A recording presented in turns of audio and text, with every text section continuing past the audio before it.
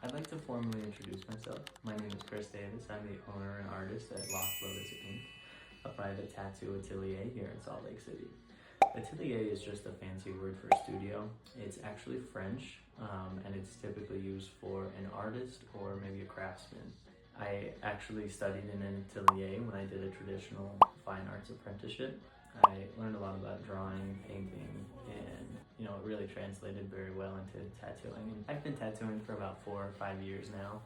I got in the skin early when I started tattooing myself.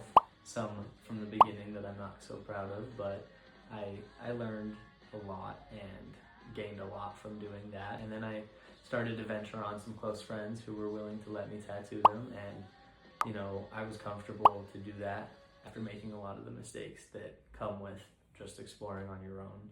After tattooing on a handful of my friends, it was going very well, but I figured I could be better. I could be the best artist that I could be. If I sought out more knowledge and more education from somebody who has done this professionally before, somebody who has the knowledge and years of experience and who even has experience teaching other people. So I was in search of a tattoo apprenticeship for quite some time. Maybe it took about a year, maybe a year and a half of going into shops, going to private artists. After years of rejection, an apprenticeship sort of fell right into my lap.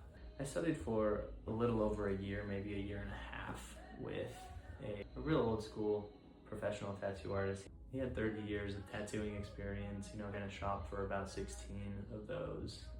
And he didn't show me a lot, but I definitely learned a lot from that experience. And just having sort of a structure, or having somebody or something like an apprenticeship to force me to practice, to force me to dedicate the time and the self-discipline into perfecting my craft. And that was very important. It took what was already there and brought it out of me. I actually ended up leaving to start my own private studio here in Salt Lake. I really love to explore all the styles that there are in tattooing.